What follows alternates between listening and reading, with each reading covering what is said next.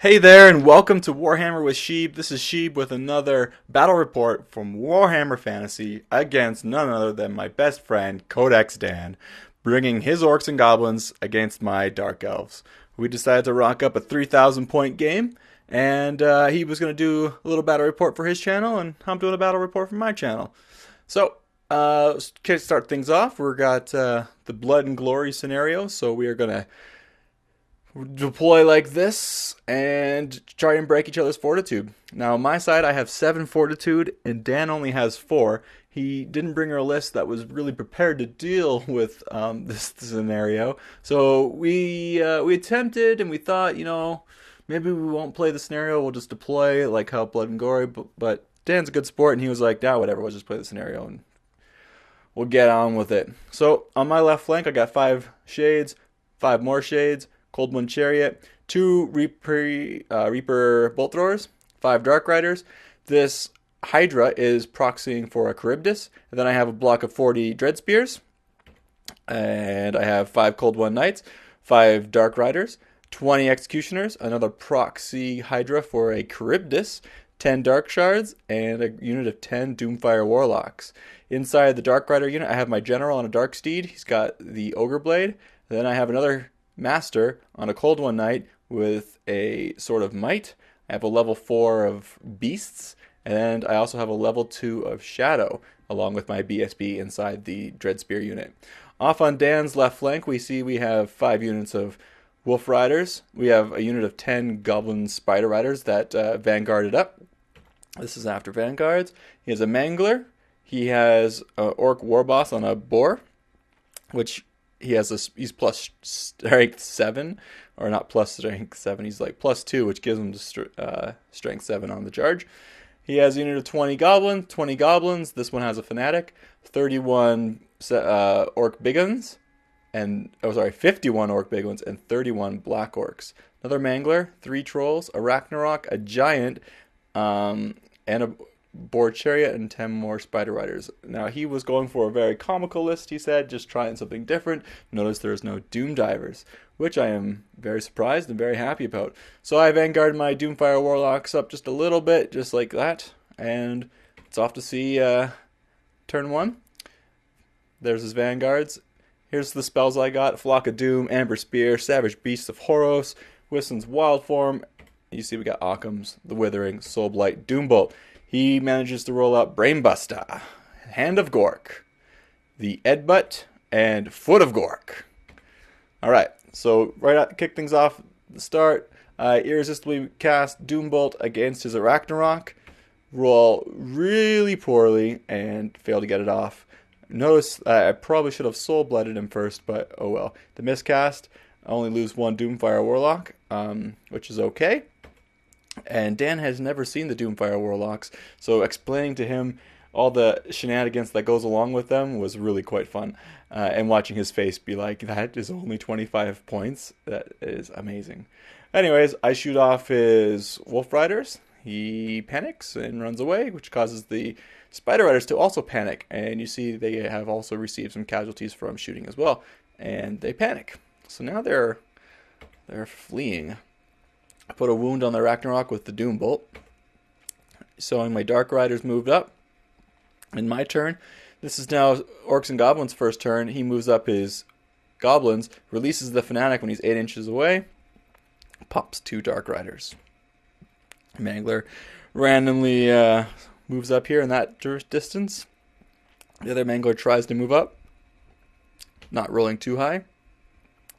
The last Boar Rider, he's going to flee off the board, and the Spider Riders make a long charge with Swift Stride into my Doomfire Warlocks. And this is at the point where Dan was like, hey, how good are these Warlocks in combat? And I was kind enough to tell him they're alright. He also brought in his Chariot then because he needed to solidify that combat, thinking he can break them if he gets that combo charge off. Giant fails his charge, long charge distance on the Charybdis, and he stumbles forward like that. The Ragnarok, having nothing really to charge at, shifts over.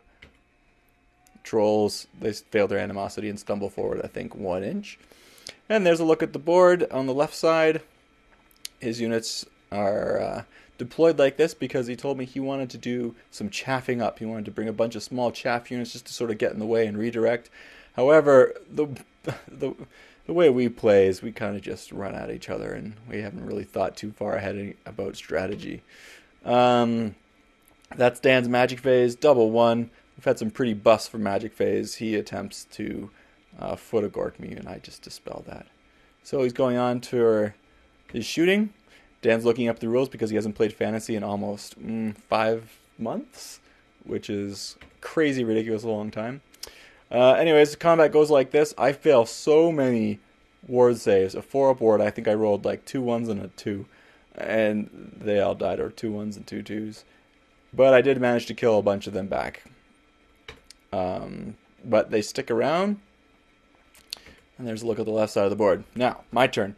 Declaring charges, I decided to charge my general out of that unit into this Goblins, as well as the Charybdis and the Dread Spears into this unit of Goblins, thinking that I could blow through them, get an easy overrun distance, and make it into combat with these guys, which is where I want my Charybdis to be, and my general, and my characters for when I do Savage Beast of Horus. That was kind of the game plan of my whole list.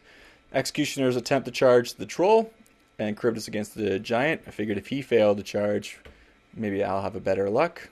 I don't. As far as Spiders rally, move my Shades up, move the Chariot up a little bit, and I'm looking down the line, and I'm thinking, these Repeater Bolt Throwers, they've got to get into the Manglers and kill them. And the entire game, they failed to hit. Manglers having -1 to their hit rolls from always being in soft cover is a pretty nice, juicy tactic. I also charged these 3 Dark Riders into these Goblins. Had I figured out the spacing, and I probably could have got them into that unit, which would have been better. However, I didn't want to risk it, and I didn't really want to...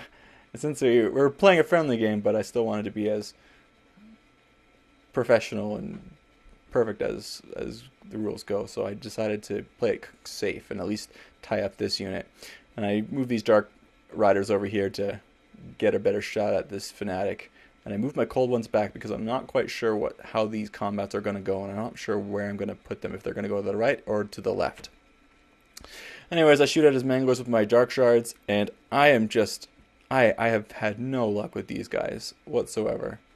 I gotta somehow find a way to give them poison, because it seems like I'm only hitting on 6s anyway.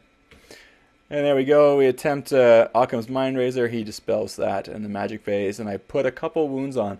This, I did make a mistake. I did fail to say, I did get 1 Reaper Bolt Thrower, but he is only 1 wound left. And a 1 wound left Mangler is still as devastating as a fully healed up Mangler. So there's a look at the combats. Failed those charges on the right, but we own the Night Goblins as to be expected. We just slaughter them, and we overrun directly into those big uns. So that's good. Figured we could do some pretty nasty combat. We killed the Forest Spider Riders. Warlocks are locked in combat here with this boar, but I'm pretty sure I'm going to beat him through combat res because I did a ton more runes, and I didn't lose a single guy this combat, so that was fortunate for me. Spider shoots, but is ineffective with his catapults. Alright, there's a look at the left side of the board. His boar guy on a chariot or on a boar is moving up. And there's a look at the right side of the board while Dan's doing a recap. So here is the big...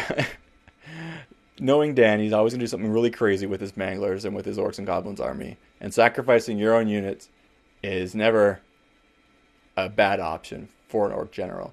So what he did with this Mangler that was over here was he decided to bounce through the Charybdis, through the Dread Spears, and through my single unit now of my general, through his Orc big guns, and then pop out the other side, since it wasn't that far of a charge to make. And seeing that he can charge anywhere and go randomly in any direction, that's a pretty good idea. 2d6, strength 6 or 5 hits on my general alone could kill him, and that could really swing him the tide of battle. So that was his plan. He rocks up, destroys the Charybdis, kills a number of the Dread Spears, and manages to put 2 wounds onto my general, but I have 1 left. Yeah, man. So there's a look at the right side of the board. Just super unexpecting that. I totally expected him to go into my shades and then into both of my crossbows, my bolt throwers. Four Strider Riders rally. They attempt to charge, and my chariot says he'll hold. The shades get charged. The Ragnarok and the giant both charge into my Charybdis, into my dark shards, and they both make it. And similarly, he managed to take that other Mangler, go through my Executioners and my Charybdis without touching his giant, puts a ton of wounds on them, kills the Charybdis. The giant's no longer in combat, and I am down to 14 Executioners left. So pretty nasty charges there. And his war boss on a boar failed his charge. But the four Spider Riders make it in. I'm not too concerned about that. The Cold One Knights, or the Cold Ones alone, could probably kill them. There we go. He attempts Foot of Gork, and I say no, and I dispel it with my dice. Lately, I haven't been taking Dispel Scrolls. I'm thinking that's just a crutch, and I want to get better in all phases of the game, and so I'm practicing without taking Dispel Scrolls. There's that Mangler, who only had one hit. In his magic phase, he decided if he can't get Foot of Gork off, he can get Hand of Gork off, and moves the Black Orcs to the flank of my guys, which I'm starting to kind of sweat now, because if I don't pop this horde of big guns in combat, I'm going to have next turn these Black Orcs into my flank, and that is not where you want to have your Black Orcs charging you. So I pop them, overrun, can't run down the single Goblin Spider Rider. Combat goes really well for me. I rock up. I didn't get any magic buffs off or any hexes on him, but still did a ton of wounds on those orcs, and it's if it's not going to be this turn, it's got to be next turn that I have to break that big orc unit. Goblins, through the 3 Dark Riders, managed to do all right by themselves. One remaining Dark Rider is facing a few ranks of Night Goblins there. That's good. I managed to tie them up. Not that they would do anything. They were just going to get in the way anyway, so hindsight's 2020. I probably shouldn't have done that, but there you go. Shades are moving up there too. Dark Riders and the Cold One Knights finally decided, all right, the combat's happening definitely on the left side. I need to solidify my victory on the left as well as the far right. So he's got his nasty big units like a Ragnarok and Giant over here. I got to bring my combat hard-hitting punch to the left side. Here's a look at pre-combat. There's a look at the right side of the board. My Executioners make a flank charge on the Giant, and they're going to get some easy shots there. Occam's on the level 2. Try. I don't roll high enough. He fails to cast and make it. So that's not going to happen. I then attempt to do my secret weapon, which I hadn't revealed yet to Dan. The reason why I have 4 characters clumped up in the front rank there is I was going to get Savage Beast of Horos off. However, I failed to roll high enough by 1, and he still has all his Dispel dice, and so I'm like, the Withering? Nope. He just chucks the remaining Dispel dice at it, and that's the end of my magic phase. And that's what I really needed to turn the tide of this battle, because if I could break that unit with the Flaming Banner, this Orc Biggin unit, I would have just won the game, having, broke his fortitude, gone down to 3 in our 3,000 point game. But that was not to be. The Giant decides to jump up and down, and he slaughters the Executioners. They go to town on the Executioners. They managed to put a few wounds on him, and he only has like 1 or 2 left. But the fact that he jumped up and down was precisely the roll he needed. He rolled like a champion. There you go. I kill a bunch off. I have some really good success. He's only managed to put 3 wounds on me, making a ton of my own armor saves. Not looking good for him. I am definitely winning combat. And my best chance of running him down was my general with Swift Stride. He runs away with 2d6. I get 3, take the highest 2, and I fail to catch him. Or else all those they're not Savage Orcs, they're just Orc Biggins. Points could have been mine. And I elected to reform before I said I was going to pursue. So I was only pursuing with my general. In hindsight, I probably should have pursued with both of them in hopes that I would have rolled high enough to get out of the arc. But it probably was going to look like I was going to give him another still flank charge, and it was going to be an easy one at that. So I decided to play a little conservative, say, we'll take it in the face, and let's not have anyone get any flank shots there. And besides, I have my chariot coming up on the back. I'm going to get some rear impact hits, and I have these 2 units that could come in and support wherever I need them. So, but that was the real turning point of the game. I broke him finally on the turn that I needed it to, but I was unable to run him down, and that was unfortunate.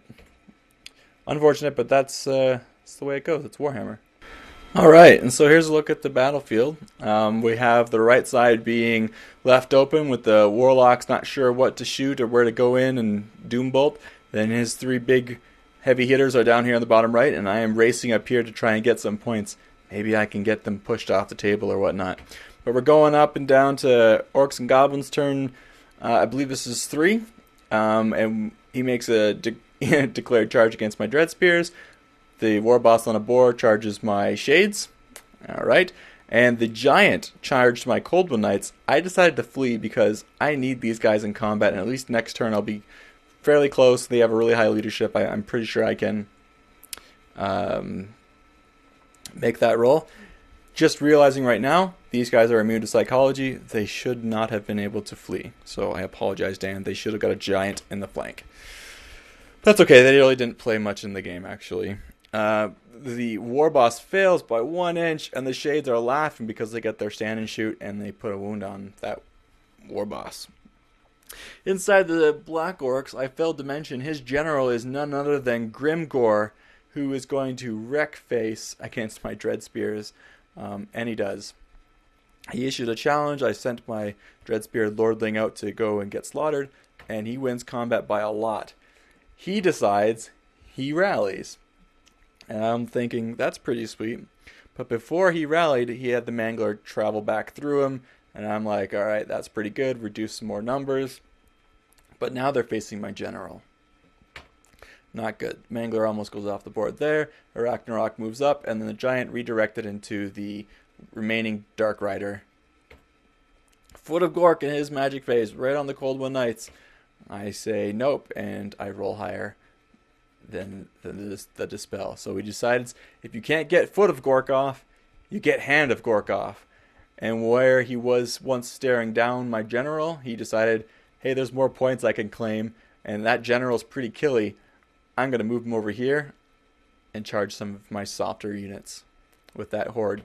And now my general's not facing anybody, so he's going to take another turn to reform.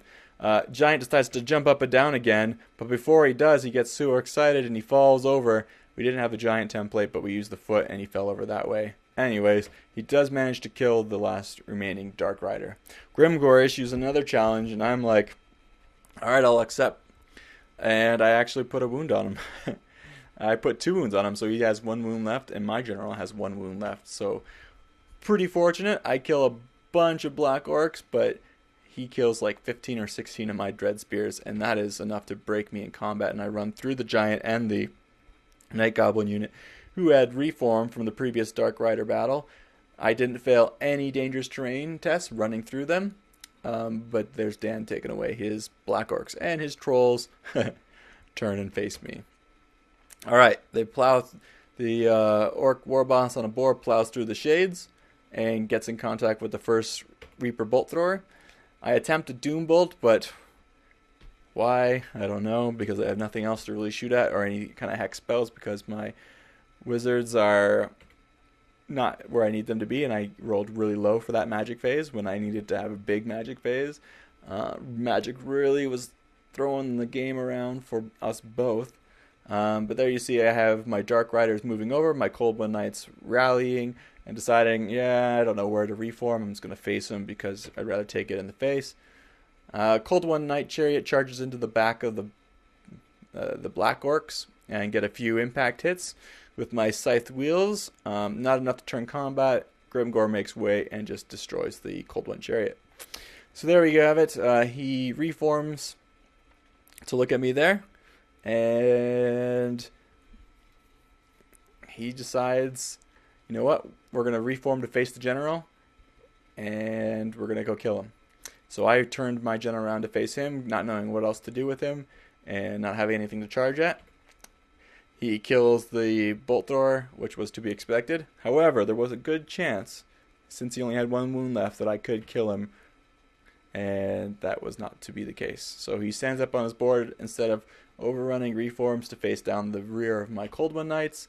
His trolls make a charge into my Dread Spears, and his Black Orcs charge my general, and I say, I'm on a dark steed, I'm going to flee, I have Swift Stride, I could probably get away, and it's not too close where I won't go off the table edge, and I'm probably going to rally next turn, so yeah, I'm going to flee away.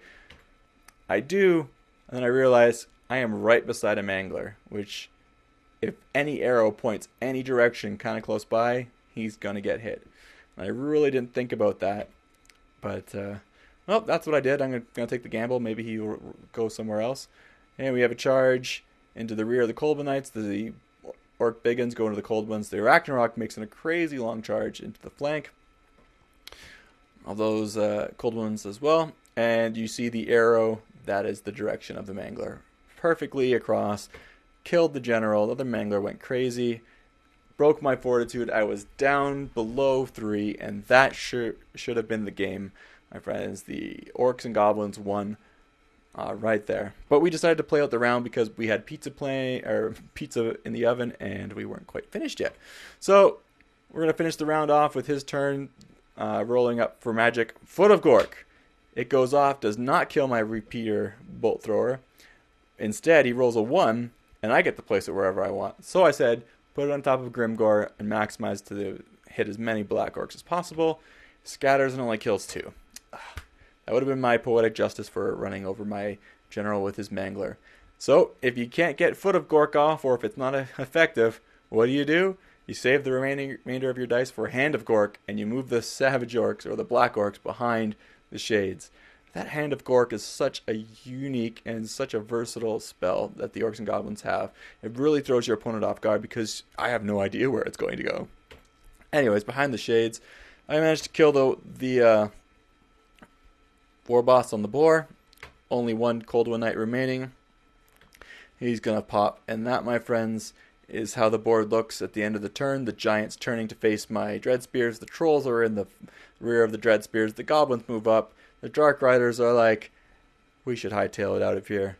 And there it is. A victory to the Orcs and Goblins. Congratulations, Dan. It was a really fun game. I love playing those bigger battles. The 3,000, 3,500 point battles are so much fun because you just get to bring all your toys. You get to bring all your units, all your models, everything you have painted, and kind of just put them on the table and just have fun with it and just play a really fun game of Warhammer.